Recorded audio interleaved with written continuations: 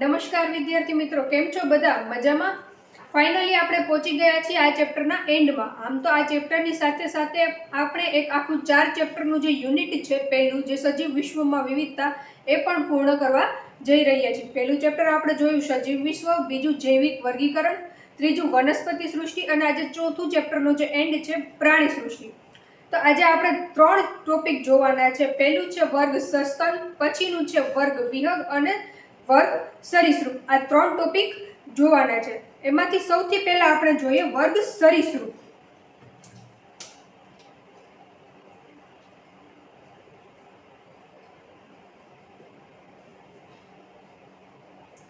સરીસૃપ શબ્દની તમે સંધિ છૂટી પાડો તો સરીને આપણે અહીંયા સરખા શબ્દ તરીકે લઈએ અને સૃપને સાપ શબ્દ તરીકે લઈએ. એટલે કે સાપ અથવા તેની જેમ ચાલતા, તેને સમાન ચાલતા પ્રાણીઓનો સમૂહ.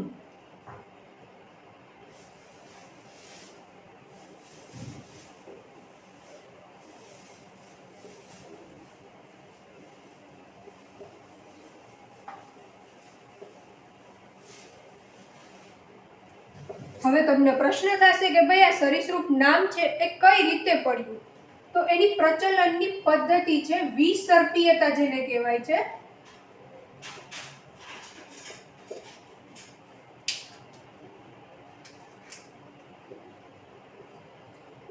વિસર્પીયતા કરીને પ્રચલનની પદ્ધતિ છે,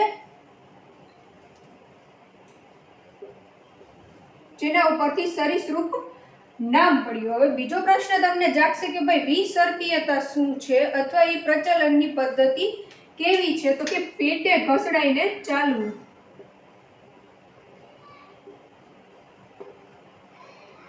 આપણે પહેલા જ વાત કરી કે સાપ અથવા તેને સમાન પ્રાણીઓ.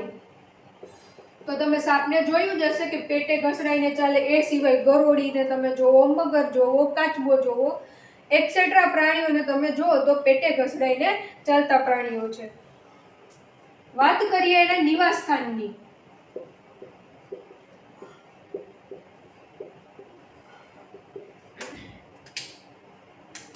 આમ તો મુખ્યત્વે સ્થળ જ નિવાસ સ્થાન ધરાવતા જ પ્રાણીઓ છે.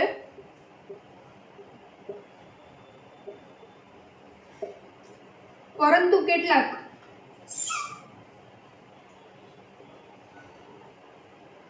કાચબા અને મગર જેવા પ્રાણીઓ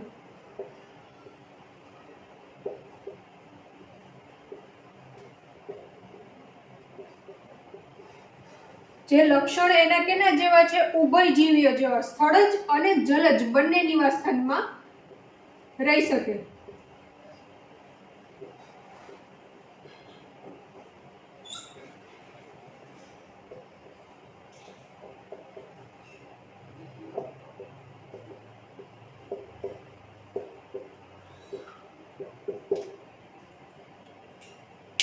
તો તમે કહેશો કે ભાઈ આ મગર અને જે આપણે કાચબાની વાત કરી કે ભાઈ સ્થળજ અને જલજ બંને નિવાસ સ્થાનમાં જોવા મળે છે, તો એને ઉભયજીવીઓમાં કેમ ન લીધા? એ પ્રશ્નના મુખ્ય 2 કારણો છે કે જે 2 કારણોના હિસાબે. પહેલું એની ત્વચા. આપણે ઉભયજીવીમાં જોયું હતું કે ભાઈ ભીંગડા વિહીન અને ભીની ત્વચા યુક્ત. જ્યારે સરીસૃપ છે એમાં શું છે? તો કે ભીંગડા યુક્ત અને શુષ્ક ત્વચા. તો તમે મગર લ્યો અથવા કાચબો લ્યો, બંનેની ત્વચા કેવી છે? શુષ્ક છે અને ભીંગડા યુક્ત ત્વચા છે. માન્યું કે મગરમાં અને કાચબામાં પ્રોપર તમને ભીંગડા ન દેખાય, પણ ભીંગડા કરતા પણ વધારે સખત રચના અથવા કડક રચના, જેને આપણે પ્રશલ્ક શબ્દ વાપરીએ, એ જોવા મળે છે. અને બીજું પેટે ઘસડાઈને ચાલવું, જે આપણે પ્રચલનની પદ્ધતિ કીધી. આ મુખ્ય 2 કારણોના લીધે એને ઉભયજીવીઓને બદલે સરીસૃપમાં મૂકવામાં આવ્યા. હવે આપણે નિવાસસ્થાન સુધીની ચર્ચા કરી. હવે વાત કરીએ આપણે એની ત્વચાની. ત્વચા કેવી છે એની? શુષ્ક છે અને અધિચર્મીય, શૃંગમય. પાછા ભીંગડા પણ કેવા છે? શૃંગમય.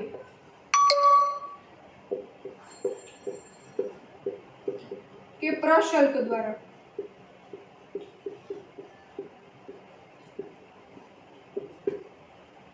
ગરોળી અને સાપની અંદર તમને ભીંગડા જોવા મળે, જ્યારે મગર અને કાચબાની અંદર પ્રસલ્કો જોવા મળે. તમને વળી પ્રશ્ન થશે કે ભાઈ ગરોળીની અંદર ભીંગડા? હા, તમે માઇનર એની સૂક્ષ્મ રચના જુઓ તો ગરોળીની અંદર પણ તમને ભીંગડા જોવા મળશે. પણ તમને આ અધિચર્મીય અને શૃંગમય આ શબ્દ કદાચ નહીં સમજાણો હોય તો અધિચર્મીય શબ્દનો મતલબ થાય સંધિ છૂટી પાડો તો અધિ પ્લસ ચર્મીય, અડધા ચામડી જેવી રચના, અને શૃંગમય કે તમે ફિઝિક્સમાં પણ ભણેલું હશે કે શૃંગ અને ગર્ત.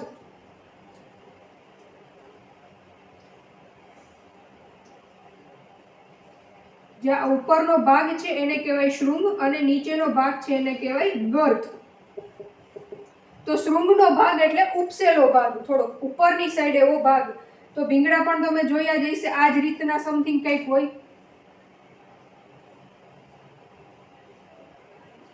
તો આના વડે એનું આવરણ આવેલું હોય છે. હવે શૃંગમય આવરણ શું હોય? સૌથી ઉપરનું. શૃંગમય શબ્દને ઇંગ્લિશમાં કહેવાય કોર્નિફાઇડ.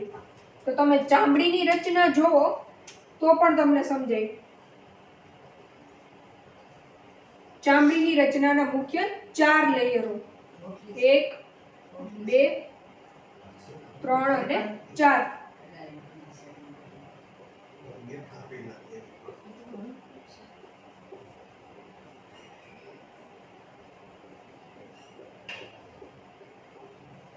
આ સૌથી નીચેનું બેઝલ લેયર.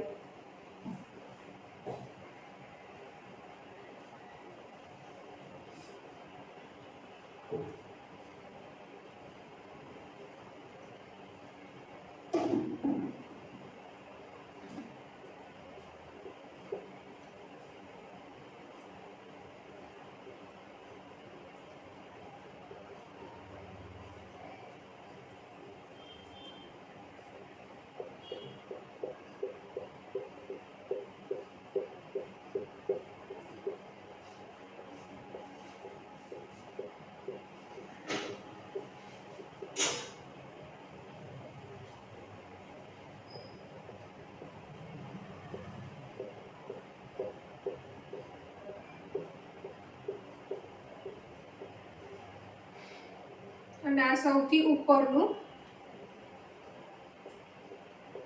કોર્નિફાઇડ layer, શૃંગમય કોર્નિફાઇડ layer.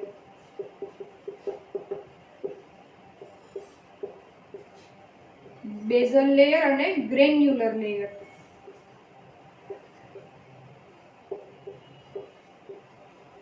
તો ત્વચાની રચના પણ તમને સમજાઈ ગઈ હશે કે શૃંગમય અધિચર્મીય આવરણ દ્વારા આવૃત હોય. હવે આપણે એના કર્ણપલ્લવ, ઉપાંગો, હૃદય વગેરેની રચના જોઈએ.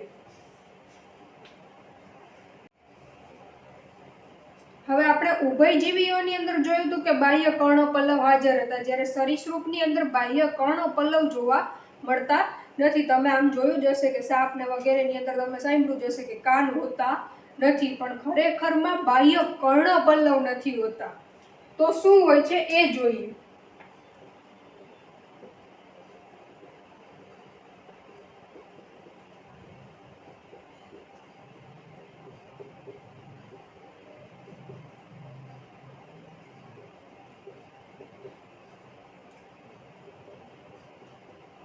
પરંતુ કર્ણપટલની હાજરી એ સિવાય ઘણા સરીસૃપની અંદર ઉપાંગો જોવા મળે છે. ઉપાંગોને ઇન ધ સેન્સ સિમ્પલ લેંગ્વેજમાં હાથ અથવા પગ તમે ધારી શકો છો. બધાની અંદર જોવા નથી મળતા, પરંતુ અમુક સરીસૃપની અંદર જોવા મળે છે. જો હાજર હોય તો કેટલા હોય? 2 જોડ.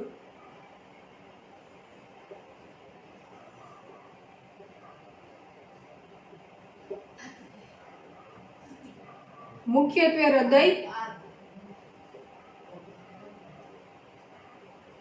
ત્રિખંડીય જોવા મળે.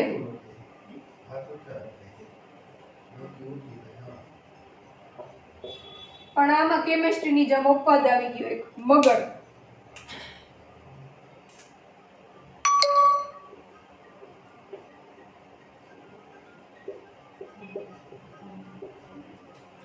ચતુષ્ખંડીય.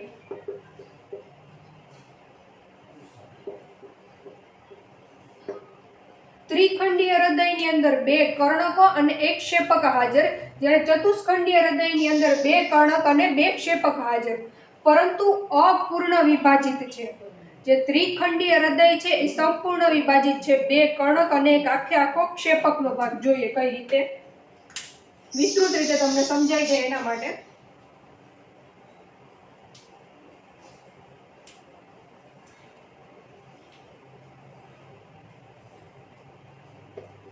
આ બંને કર્ણકો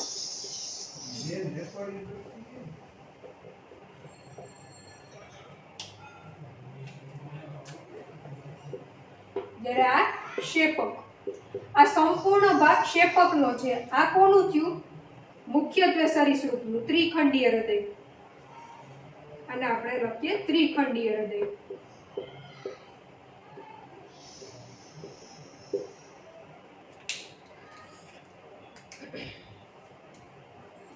જ્યારે મગરની અંદર ચતુષ્ખંડીય હૃદય હોય તો એ કયા રીતે હાજર હોય? અપૂર્ણ વિભાજિત. જો અહીંયા સુધી લંબાયેલી હોય ક્ષેપકની દિવાલ તો કહેવાય સંપૂર્ણ વિભાજિત, પણ પૂર્ણ રીતે લંબાયેલી નથી, થોડીક અધૂરી છે, એટલે ચતુષ્ખંડીય 2 ક્ષેપક અને ઉપરના 2 કર્ણક.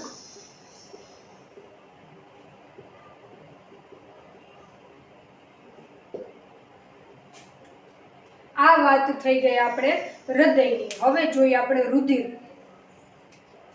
તો જનરલી શીત રુધિર વાળા પ્રાણી હોય ને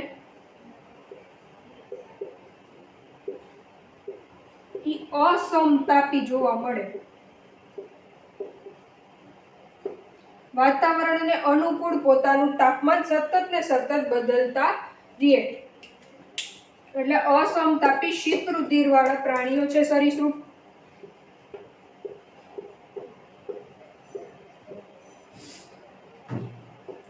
બીજું ભીંગડા દૂર કરે. ગરોળી અને સાપની અંદર આપણે વાત કરી કે ભીંગડા જોવા મળે એ દૂર કરે. એવું સાંભળવામાં આવ્યું છે કે ભીંગડા દૂર કરવાથી એનું આયુષ્ય જે છે એ થોડુંક વધે છે. જનરલી આ માન્યતાઓનું કોઈ સ્પેસિફિક પ્રૂફ નથી, પરંતુ એવું કહેવામાં આવે છે.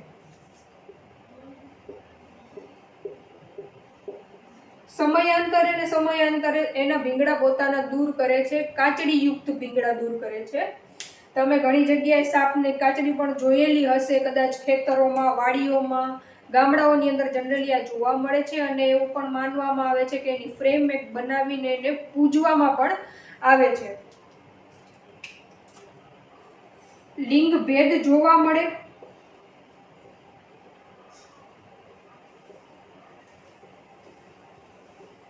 હવે લિંગ ભેદ જોવા મળતા મુખ્યત્વે પ્રાણીઓ આપણે કયા જોયા છે? અંતઃફલન દર્શાવતા.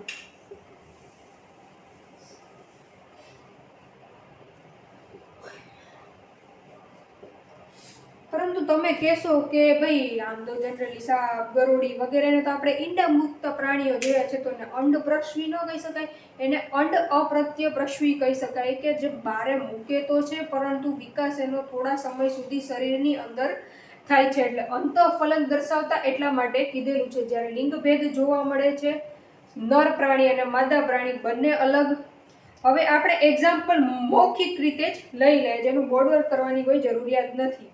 સાપ, મગર, કાચબો, ગરોળી, ઘડિયાળ. હવે સાપની અંદર પણ પાછા 2 પ્રકારના. એક કોબરા, જે મુખ્યત્વે ઝેરી પ્રજાતિઓની જે સાપ છે કે ફેણ ચડાવતી એકમાત્ર સાપની પ્રજાતિ એવો કોબરા, કાળતરો, ખડચિત્રો. જ્યારે મગર અને મગર જેવું દેખાતું પ્રાણી ઘડિયાળ.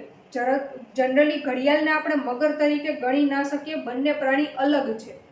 ત્રીજું જે છે એ ગરોળી છે. ભીત ગરોળી, બગીચાની ગરોળી અને જે વૃક્ષ ગરોળી, એ ત્રણેય ગરોળી આપણે લેવાની છે. અને કાચબા જે છે એને આપણે એક્ઝામ્પલ તરીકે લઈએ છીએ. અહીંયા આપણે વર્ગ સરીસૃપ પૂરું કર્યું. હવે આપણે જોઈએ વર્ગ વિહંગ. ચાલો, વર્ગ સરીસૃપ જોઈ લીધા પછી હવે આપણે જોઈએ વર્ગ વિહંગ.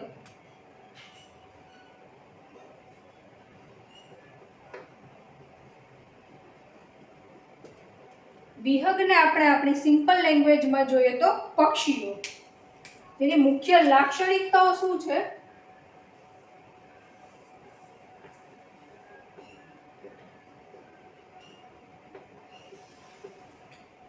ઉડી શકે છે અથવા પીછાઓની હાજરી.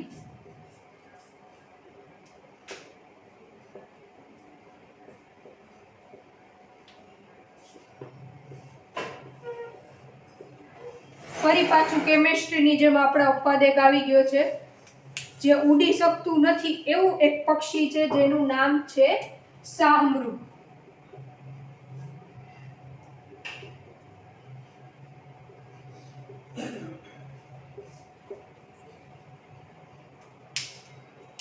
આ હતી મુખ્ય લાક્ષણિકતાઓ વિહગની. હવે આપણે એની બીજી લાક્ષણિકતાઓ જોઈએ. 2 જોડ ઉપાંગો હાજર છે.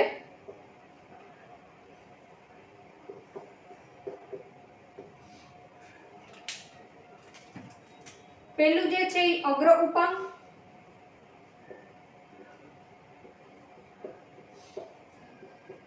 અને બીજું છે એ પશ્વ ઉપાંગ.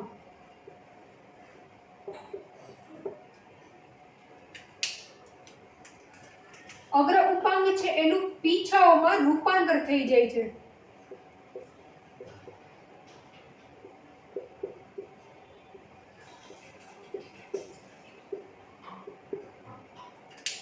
જ્યારે પશ્વ ઉપાંગ છે એનો ચાલવા,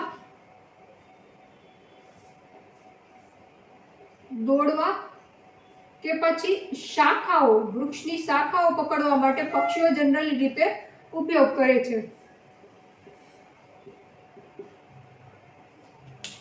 હવે વાત કરીએ આપણે એની ત્વચાની. તો વર્ગ વિહગની ત્વચા કેવી છે? શુષ્ક છે. પરંતુ તમે વિચાર કરો, જો શુષ્ક ત્વચા હોય તો એના પીછા પણ શુષ્ક હોય, અને જો શુષ્ક પીછા હોય તો જ્યારે હવામાં ઉડે છે ત્યારે હવા અને પીછા વચ્ચે ઘર્ષણ થાય તો એને જે ઉડવા માટે છે એ મુશ્કેલી સર્જે. પરંતુ કુદરતે બધાનો વિચાર કરી અને સરસ મજાની કોઈક ને કોઈક રચના આપેલી છે. એવી જ રીતે આ પક્ષીને ઉડવામાં સરળતા રહે અને પીછા અને જે પવન વચ્ચેનું ઘર્ષણ ઓછું થાય એટલા માટે એની પૂંછડીના તલ ભાગે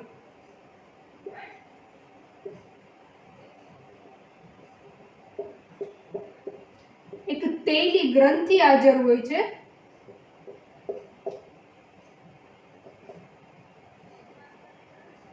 હવે તેલી ગ્રંથિ જ્યાં જ્યાં તમે શબ્દ સાંભળ્યો હશે તે તમને ખબર જ હશે કે ઘર્ષણ ઓછું કરવા માટે. તો આ તેલી ગ્રંથિ જે છે એ શું કરે છે? તો કે પીછાને મોઇશ્ચર કરે છે. આપણે સાંભળેલું જ છે, શિયાળાની અંદર આપણે પણ ચામડીની ઉપર મોઇશ્ચરાઇઝર લગાડવું પડે છે, વેસ્લિન એન્ડ ઓલ સમથિંગ. તમે જોયેલા જ હશે બોડી લોશન્સ એ બધા.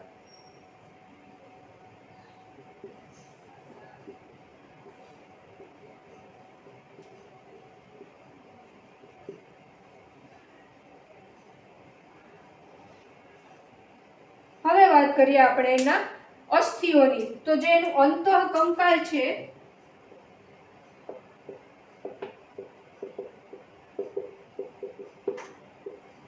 એ અસ્થિનું બનેલું છે.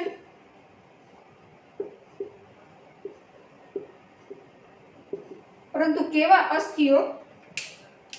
લાંબા અને વાત કોટરયુક્ત.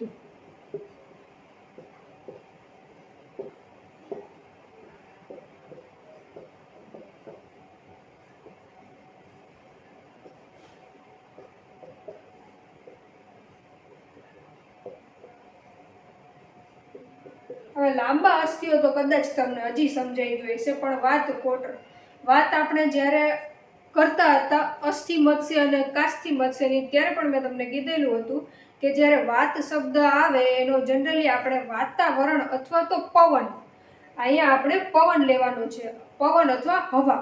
અને કોટર એટલે કે કોથળી જેવી રચના. તો જે હવાથી ભરેલી કોથળી છે એને આપણે વાત કોટર કહીએ છીએ. એના યુક્ત અસ્થિઓ આવેલા છે જેથી એને ઉડવા માટે સરળતા પ્રાપ્ત થઈ જાય. હવે જે વાતકોટર યુક્ત અસ્થિઓ છે તો એ કેવા હશે? અંદરથી તો જે હવા જ ભરેલી હશે તો એને પોલા અસ્થિઓ પણ કહી શકીએ છીએ. વાત કરીએ હવે આપણે એના હૃદયની તો ચતુષ્ખંડીય.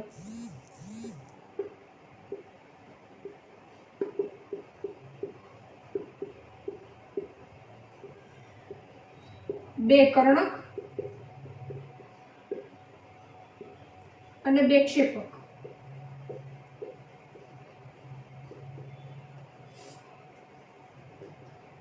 ફેફસા દ્વારા શ્વસન કરે છે.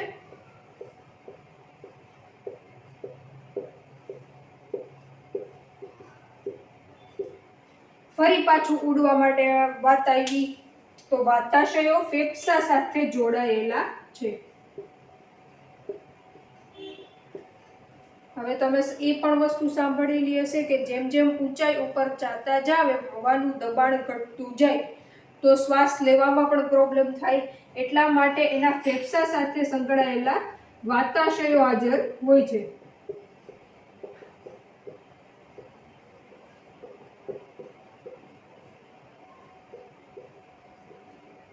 જેથી કરીને એને ઉડવામાં સરળતા પ્રાપ્ત રહે. હવે અત્યાર સુધી આપણે ઉભયજીવી જોયું અને સરીસૃપ જોયું, જે શું હતા? અસમતાપી હતા અને શીત રુધિર વાળા હતા. જ્યારે વર્ગ વિહગ છે ને એ સમતાપી છે.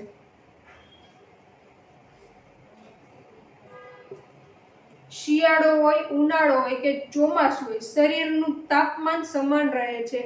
એટલે જ કદાચ તમે સાંભળ્યું હશે કે જે યાયાવર પક્ષીઓ આપણે કહીએ છીએ કે જે શિયાળાની ઋતુઓની અંદર વિદેશથી બહુ હજારો કિલોમીટરનું અંતર કાપીને ભારત દેશની અંદર શિયાળાની અંદર આવતો હોય.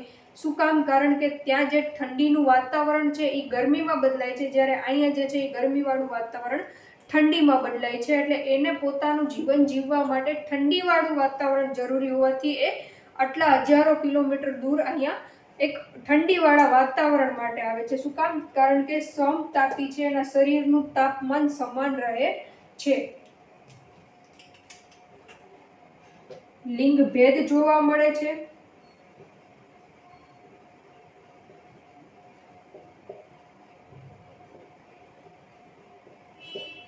અને અંડપ્રશ્વી તમામે તમામ પ્રકારના વિહગ અથવા પક્ષીઓ જે છે એ અંડપ્રશ્વી છે. ઈંડા મૂકે છે અને એમાંથી બચ્ચાનો જન્મ થાય છે. પણ કેવી રીતે? તો કે ડિંબ અવસ્થા જોવા મળતી નથી. વિકાસ જે છે એ સીધો જોવા મળે છે. ઈંડા મૂકે છે એટલે કેવા? ત્યાં બાહ્ય ફલન દર્શાવતા પ્રાણીઓ. છેલ્લી વાત કરીએ આપણે એના એક્ઝામ્પલની. એક્ઝામ્પલ આમ તો મારે આપવાની જરૂર નથી. કબૂતર ઉડે ફુર, પોપટ ઉડે ફુર, ચકલી ઉડે ફુર. Just a part of a joke. ચકલી, શામરૂગ, મોર વગેરે જેવા પક્ષીઓ. હવે આપણે જોઈએ વર્ગ સસ્તન.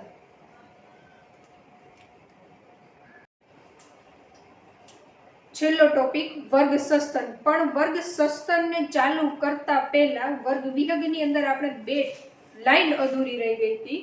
જે આપણો લક્ષ્ય છે કે એનસીઈઆરટીની લાઈન ટુ લાઈન અથવા વર્ડ ટુ વર્ડ જાવું, એમાંથી બે લાઈન રહી ગઈ હતી. એક એની પાચન તંત્રની વાત કરવાની અધૂરી રહી ગઈ હતી અને એક એક્ઝામ્પલ અધૂરું રહી ગયું હતું. પાચન તંત્રની વાત કરીએ તો જનરલી સસ્તન અથવા આપણી અંદર એવું જોવા મળે છે કે પહેલા જે છે એ અન્નનો સંગ્રહ થાય અને પહેલા જે છે એ ખોરાક દળાય અને પછી અન્નનો સંગ્રહ થાય. જ્યારે પક્ષીઓની અંદર અથવા વિહગની અંદર ઊંધું છે. પહેલા જે અન્નનો સંગ્રહ થાય અને પછી પેશણી કહેવાતી રચના દ્વારા ખોરાક દળાવવાનું કામ થાય. જનરલી આપણે ઘરઘંટી જેવું જ કામ કરે છે. ઘરઘંટીની અંદર તમે જુઓ તો પહેલા અનાજના દાણા તમે નાખો તો એ જે પહેલા જે છે એ સ્ટોર કરે, પછી દળાવવાનું કામ થાય અને લોટ બારે નીકળે. સેમ આ જ રીતે એમાં થાય છે. પહેલા જે છે એ દાણા આવે જે એ પોતાની ચાંચ વડે એ સંગ્રહ કરે છે, પછી પેશણી દ્વારા ખોરાકને દળવાનું કામ કરે છે અને બાય વેસ્ટ પ્રોડક્ટ એ બહાર નીકળે છે. અને એક એક્ઝામ્પલ અદ્ભુત જે તમે વિચાર્યું પણ નહીં હોય કે પેંગ્વિન જે છે એને આપણે વર્ગ વિહગની અંદર સમાવેશિત કરેલા છે. તો આ બે જે ટોપિક આપણે વર્ગ વિહગની અંદર અધૂરા રહી ગયા હતા એ કવર કરી લીધા. હવે આપણે જોઈએ વર્ગ સસ્તન. વર્ગ સસ્તનની અંદર પણ કેટલાક કોમ્પ્લિકેટેડ એક્ઝામ્પલ છે, એ તો આપણે એક્ઝામ્પલ જોશું ત્યારે તમને ખબર પડી જ જશે. મુખ્ય લાક્ષણિકતાઓની વાત કરીએ. વિહંગની મુખ્ય લાક્ષણિકતાઓ તો કે ઉડવાની ક્ષમતા અથવા પીછાઓની હાજરી. જ્યારે આપણે વર્ગ સસ્તનની વાત કરીએ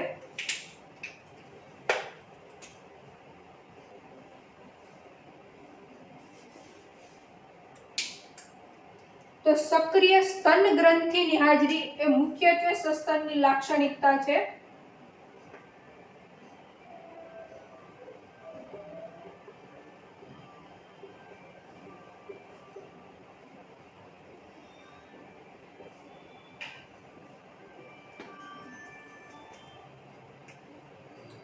સક્રિય સ્તન ગ્રંથિ કેવી છે? દૂધનો સ્ત્રાવ કરતી ગ્રંથિ છે.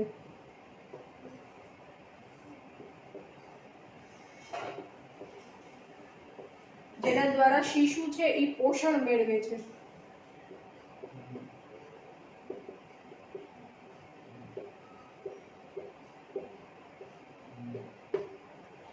તો આપણે જોઈ મુખ્ય લાક્ષણિકતા શું? સક્રિય સ્તન ગ્રંથિની હાજરી. હવે વાત કરીએ આપણે એના નિવાસ સ્થાનોની. તો વિવિધ પ્રકારના નિવાસ સ્થાનો છે.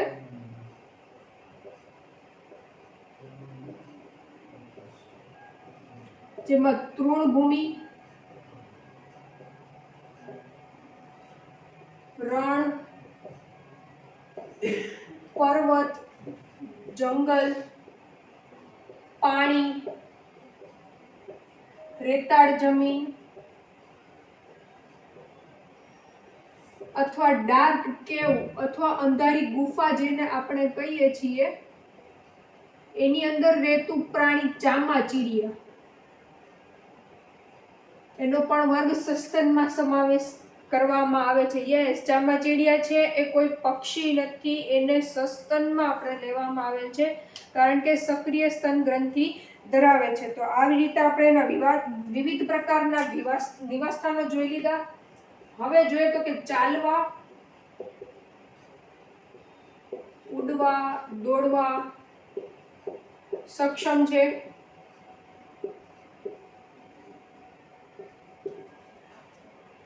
એ સિવાય બાહ્ય કર્ણપલવ,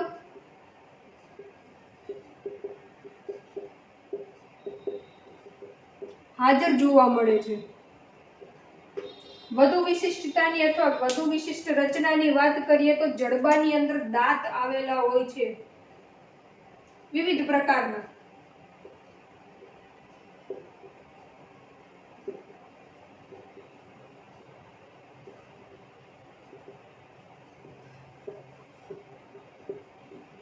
વિવિધ પ્રકારના ઇન ધ સેન્સ 4 પ્રકારના, જેનું દંત સૂત્ર જેને આપણે કહીએ ડેન્ટલ ફોર્મ્યુલા 21-23/21-23, 4 પ્રકારના જે દાંત છે. પેલું રક્ષક અથવા રાક્ષક, બીજું જે છે એ છેદક, ત્રીજું અગ્રદાઢ અને જે ચોથું છે એ દાઢ. તો રાક્ષક દાંત અથવા રાક્ષી દાંતને તમે આમ કમ્પેર કરો તો જે રાક્ષસ જેવા દાંત અથવા અણીવાળા જે દાંત જડબાની અંદર જોવા મળે એને કહેવાય રાક્ષી દાંત. કેટલા છે? 2. એક છેદક દાંત જે કોઈ પણ ખોરાકને છેદવાનું અથવા એનો ભૂકો કરવાનું કાર્ય કરે એવા અગ્રદાઢ 2 અને 3 દાઢ.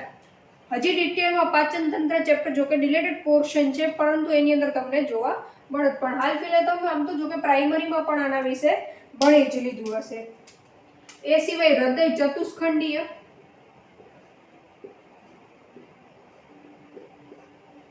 બે કર્ણક અને બે ક્ષેપક. ફેફસા દ્વારા શ્વસન,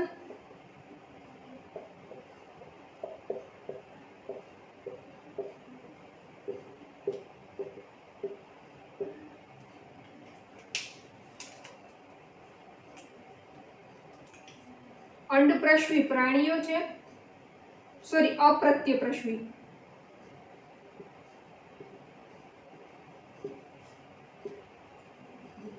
અને અંડપ્રશ્વી બંને પ્રકારના પ્રાણીઓ જોવા મળે છે.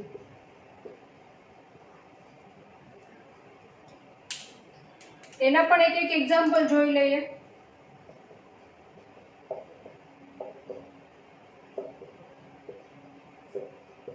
અંડપ્રશ્વીમાં બતક ચાંચ લઈ લઈએ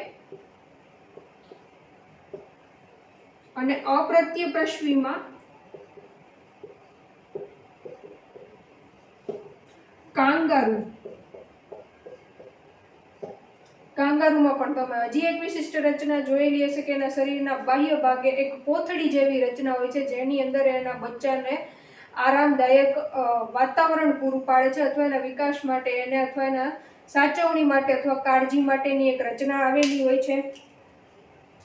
હવે આપણે છેલ્લે એક એક્ઝામ્પલ જોઈ લઈએ. પેલું તો આપણે ચામાચીડિયું, ઉંદર, હાથી, ડોલ્ફિન, ડોલ્ફિન અને બ્લુ વ્હેલ. સક્રિય સ્તન ગ્રંથિની હાજરીના હિસાબે એને વર્ગ સસ્તનની અંદર મૂકવામાં આવ્યા છે, વગેરે જેવા આ સસ્તનો.